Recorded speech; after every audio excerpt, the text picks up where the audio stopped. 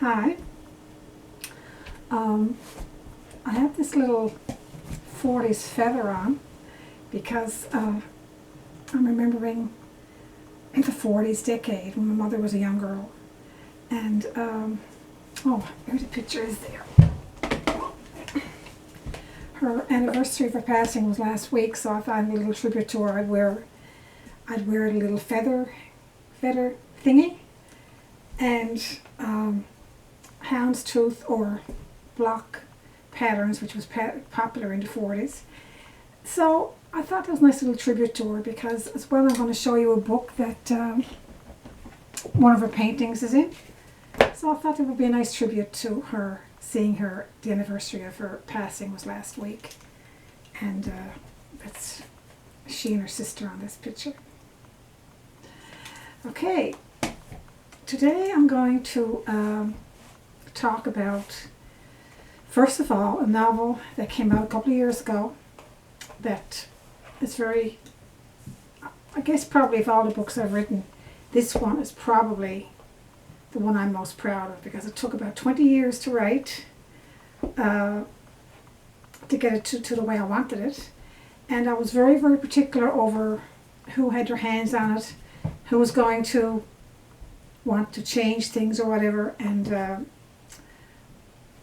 I'm very particular over the people I let tackle my work, or have my work. So that's why it took so long.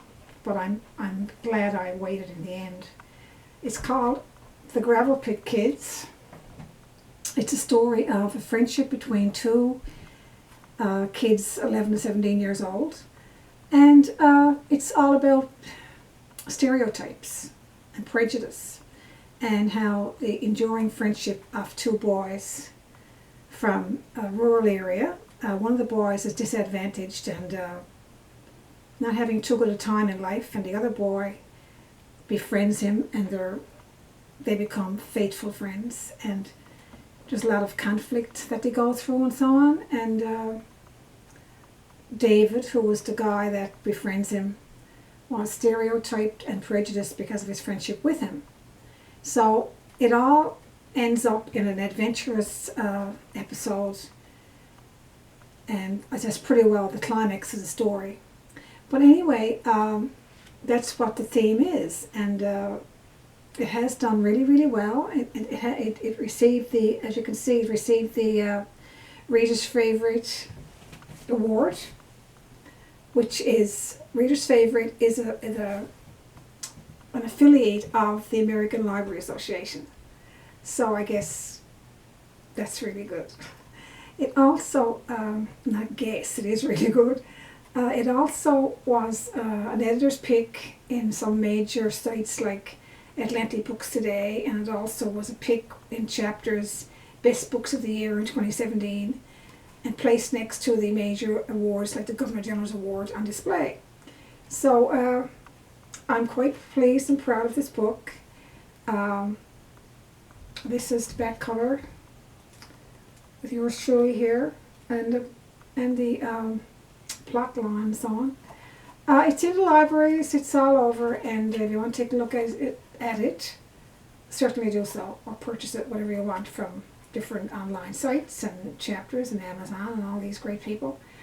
I will show you some of the text from the Reader's Favorite Award right here, and some really good elegant and eloquent descriptions of the book. It has been compared to Mark Twain's work, so that's quite satisfying. So that is some of my more serious work. I've written 16 books altogether. Some of them are serious, deals with heavy themes, and some of them are playful, which are relevant and helpful to reading for children, young children, right from 2 and 3 years old right up to young adult. But I have written some playful picture books, like I said, suitable to the early reading set, and I certainly will be discussing those in future videos.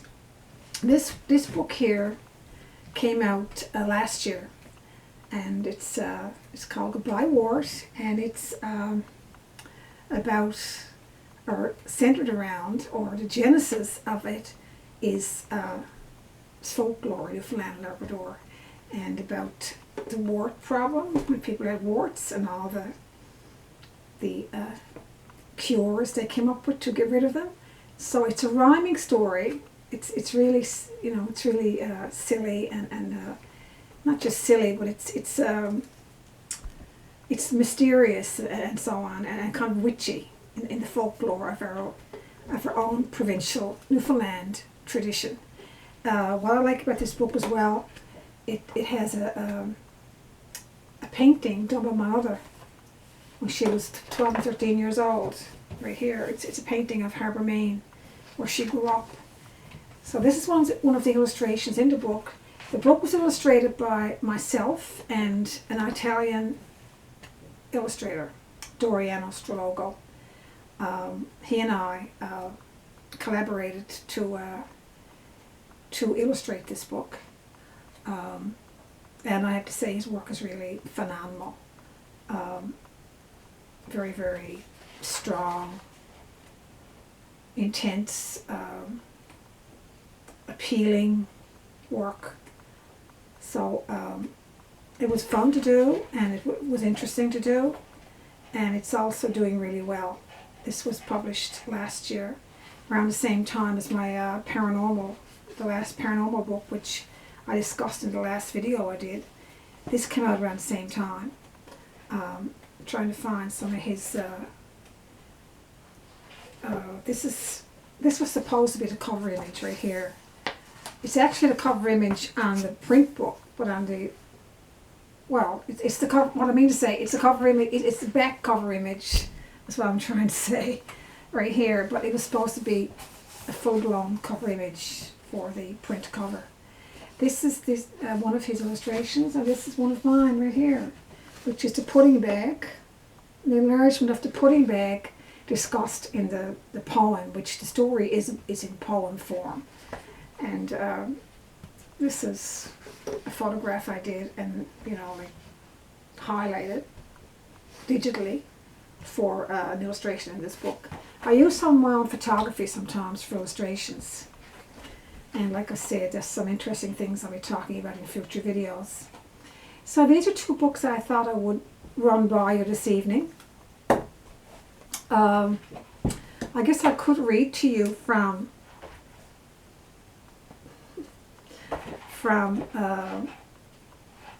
maybe the introduction or something, how it starts off. I had a wart, an ugly wart, a not so very funny wart, right on my middle finger.